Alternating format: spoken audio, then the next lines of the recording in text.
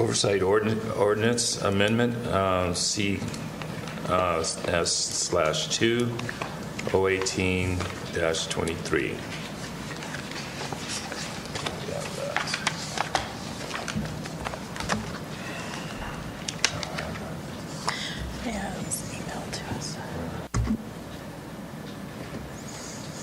How would you like us to proceed with this? Chair Waits, Vice Chair Galloway, or should I be Chair-elect Galloway? A couple of weeks ago, I forwarded to you some proposed amendments to the oversight ordinance from individual councilors. As Mr. Moya pointed out, there's a special study session for the ordinance on March 21st at 5 o'clock in the City Council chambers. The ordinance will be on the agenda for the March 18th City Council meeting for public comment. If there are, I think that the board should evaluate each of the proposed amendments and decide whether or not they support the proposed amendments or whether or not they're opposed to those amendments. Can we get your feedback on them? Are there any that stand out that you think need to be changed? Do we need to take? Chair Waits,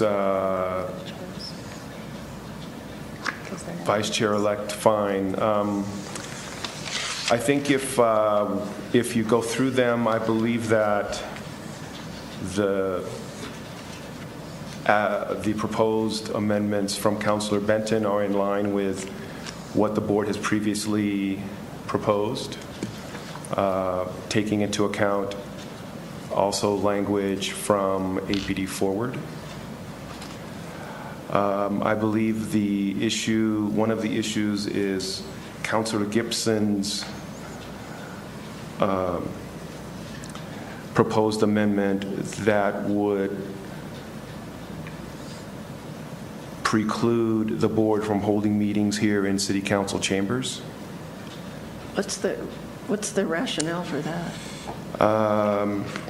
The explanation as drafted is the CPOA shall be housed and the board shall hold its meetings in a facility that is separate from any police presence and is located outside of the Albuquerque/Bernalillo County Government Center, the police department, and or all of the police substations.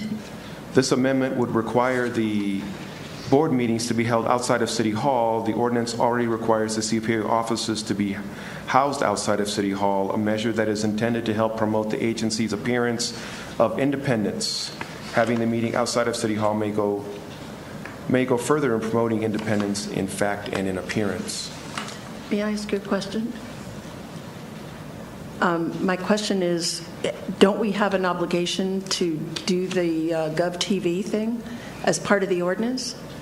And isn't this the facility that allows us to do that? Chair Waits, Vice Chair-elect Fine, that is correct. It creates a conflict in the ordinance. The ordinance requires that we live stream our meetings. When we've attempted to do so for special meetings off-site, it has been nearly impossible to do that. So that causes a conflict within the ordinance. Thank you. So you would like us to go through these and form our opinion and whatnot, correct? Well, Chair Waits, Chair-elect Galloway, I believe the board would need to take a position if they want to state a board position coming up at the next study session. I agree. I'm going to go out on a limb and say that nobody has a copy of this since it wasn't in the board packet, right? Can we use the overhead projector so that we can at least see this? It seems to me that we've been through these 2 or 3 times now as a board, and I would like to suggest that we only look at the ones that are dramatically different than what we already have talked about. I think the Councilor Gibson proposal is one that would be evaluated easily at the council, by the council, Study session. and doesn't really need our help. We can, I think if the council could see how to do that, well, I suspect they would do it, but if, there's no, there's so many factors that weigh against it, I don't see how we're going to change that much or have much impact. And I've looked at these, and I mean, I don't believe there may be one or two, and I'm sure you're more familiar with it, that are dramatically different than we've already voted for. I mean, it seems to me that we've been through this enough. You beat this dog? Did we beat this dog? Mr. Harness, that's why I thought it would be a good idea to ask you if there's anything that puts your hair on fire, so to speak. Chair Waits, Member Cass, and Vice Chair-elect Fine. There is that Gibson proposal. Additionally, I think the second Gibson proposal is essentially what is already provided to the board for making decisions. I think the one that is probably the most troubling is Councilor Sanchez wants to eliminate the minimum funding level, and he proposes the CPOA shall have a dedicated and independent source of funding, administer its own budget in compliance with state and local laws, supervise its own staff in compliance with the city's merit ordinance and contractual services, policies, and procedures. The CPA shall recommend and propose its budget to the mayor and the city council during the city's budget process to carry out the powers and duties under sections 9-4-1 through 9-4-1-14, including itemized listings for the funding of staff and all necessary operations. So his proposal is to eliminate the language equal to, at a minimum, 0.5% of APD's annual operation budget. May I ask you, how does that compare to other or oversight groups? Do they have a percentage of the police budget as we do? And how would we be sure that we had enough to do the job? It would certainly put us in the middle of a political process.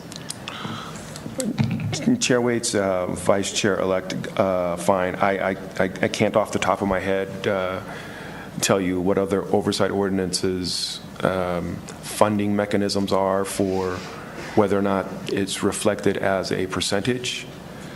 But certainly this could be the first step to having the CPOA wither on the vine by not adequately funding it without some sort of a minimum threshold established within the ordinance, while the CASA demands that we are adequately funded. Once the CASA is gone, then if there isn't this at least a threshold mechanism for measurement, then I fear that's the first step towards reducing funding and eventually having oversight disappear. I agree. And my analysis, I wish that I was looking at it on paper right now, but I worry. Thank you, Chantal. You're welcome. Yeah, this is worse than the elimination. I mean, I think I'm pretty sure it's worse than the elimination of the minimum, because it actually says that the CPOA shall have an independent source of funding. So to me, that sounds like they are suggesting that the city not fund us at all, Right. and that we would be required to raise our own budget. So it's I want to call everyone's attention to that and make sure that it wasn't missed. It may be knee-jerk, but that was my reaction to it, Yeah. too. So we Is should there anything take a else? vote. Mr. Harness? Chair Waits, Vice Chair elect, fine. No, those are the ones that stick out, that are problematic. So we definitely, so it was this one, Councilor Sanchez's, and which was the other one that you wanted to? Gibson, what? Councilor Gibson's requirement that meetings be housed outside of City Hall. I'm just looking to find which one it actually is in here. While you're looking, by a show of hands, who's planning on going Monday? I am. I'm going to try to. Anybody else? Mr. Harness, I assume you're going to be there? I'm sorry, assuming you're- Chair Waits, Vice Chair elect, fine, yes, I'll be there. Okay, I'll be there with you. Are you going? 5 o'clock Monday. So I propose a motion that we make a recommendation that City Council reject Councilor Sanchez's proposed amendment relating to our budget. Can I get a second? Second. Okay, it's been motion and second that we propose or take a position that the city council rejects that proposal. Yes. All in favor? Aye. Aye. Any opposed? No opposed? Okay. And then on the Gibson one, we'd just let them know that we can't, that's against the ordinance, we have to do it. Okay. So I'll just cover that one on there. Okay. All right. Anything else, Mr. Harness?